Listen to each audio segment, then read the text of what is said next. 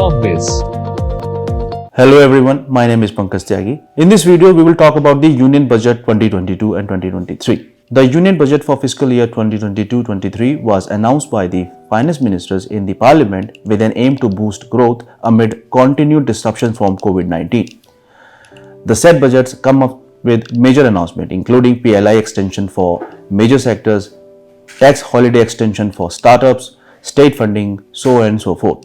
The Budget 2022 underlines the nation's focus on long-term growth support. Focus on raising capital expenditures and the future growth drivers like green energy are the key highlight of the budget. While presenting the budget, the Honorable Finance Ministers said that the nation is projected to grow at the rate of 9.27% in the coming years. Now let's look at the key highlight of the budget one by one. Amendments to IBC. Budget 2022-2023 proposes necessary amendment to IBC to advocate cross-border insolvency resolution. This will likely to reduce the burden of lenders who are struggling to recover their loan. Introductions of digital rupee. The Union Budget 2022-23 ensures the release of blockchain-powered digital rupee in the current financial year. Blockchain technology also powers digital currencies, NFT, that is non-fungible tokens, and it is a distributed ledger that is updated in real time. Levy of 30% tax on digital assets. Considering the dominance of the digital currency in India, the government has decided to impose a tax of 30% on digital asset transactions. Enhanced capex allocation. The government of India has announced a considerable jump of 35.4% in capital expenditures for funding various infra-related projects. According to the Finance Minister, the government shall invest 7.5 lakh crore as capital expenditures in the subsequent year. Depending on its deployment, CAPEX spending will facilitate a massive thrust to investment undertakings and support economic growth in the subsequent years. Next major announcement is the increased relaxations to startups from taxation viewpoint. To promote startups in India, Finance Minister proposes to extend the eligibility for claiming tax holidays for eligible startup by one more year until March 31, 2023. Atmanirbhar Defense. The Finance Minister has earmarked 68% of the capital procurement budgets for domestic industry to reduce the dependency on imports and strengthen Atmanirbharta. New legislation for Special Economic Zone. The new legislation will soon replace the Special Economic Zone Act to develop entities and hubs. It will encompass the existing industrial enclaves and improve the competitiveness of export. Introduction of Desh e-portal. Reorientations of skill programs shall take place in the current years. According to the Finance Minister, the government is all set to release the new web portal called Digital Desh e-portal for skilling, upskilling, reskilling of the nation's youth. Introduction of battery swapping policy. The Finance Minister has confirmed releasing a battery swapping policies for boosting EV ecosystem in India. The EV sector has witnessed massive growth in the past 5 years.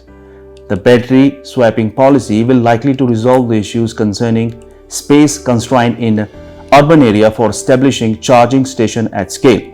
Besides, the said policy is most likely to entail interportability standard that compel EV manufacturers to produce EVs with standardized removable disposable batteries. 5G spectrum auction. Required spectrum auctions shall be conducted in the current years to ensure the 5G mobile services roll out by the prominent telecom organization. Cane Batwa linking project. Finance Ministers announced that the implementation of Cane Batwa liver linking project worth rupees 44,605 crore would be taken up, projected to benefit more than 9 lakh hectare of farmland spread across the drought-prone region of Bundelkhand, 13 districts in Uttar Pradesh and Madhya Pradesh. Supplementary corpus for OEMs of solar module. Finance Minister has announced the additional allocation of 19,500 crore for production-linked incentive to scaling up the production of high-efficiency module. This corpus is earmarked to facilitate domestic manufacturing of 280 gigawatts of installed solar capacity by the year 2030. The next announcement is regarding the taxpayers. Now taxpayers can update IT returns within 2 years in a bid to ensure error-free filing of income tax return, the IT department shall enable the taxpayers to file updated return within 2 years from the assessment year. Increase in the tax deduction limit for state government employees. Finance Minister has confirmed to raise the tax deduction limit from 10% to 14% for both states and central government employees. The announcement shall bring the social security benefits of state government employees at par with central government employees. Pradhan Mantri Awas Yojana.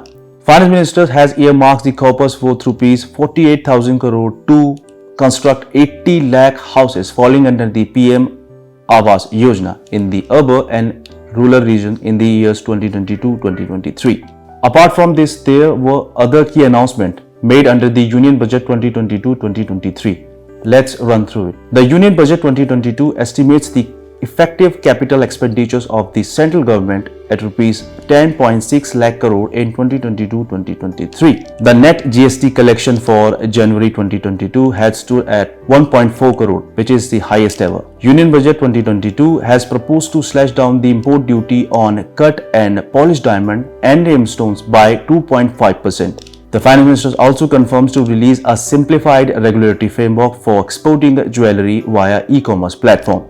E-passport with integrated digital chips shall be rolled out in 2022-2023. Manufacturing of 400 Vande Bharat train shall be completed by 3 years from now. All these trains are expected to equip with energy-efficient technologies and facilities to ensure world-class traveling experience.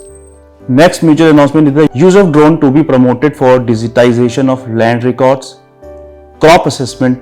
The use of drone to be promoted for digitization of land records, crop assessment, spraying of insecticides and nutrition. The nodal agency NABARD will serve as a funding source for startups and rural firms which are relevant to the farm produce value chain. I hope this video was helpful to you. For more such information video, please subscribe to this channel. Thank you.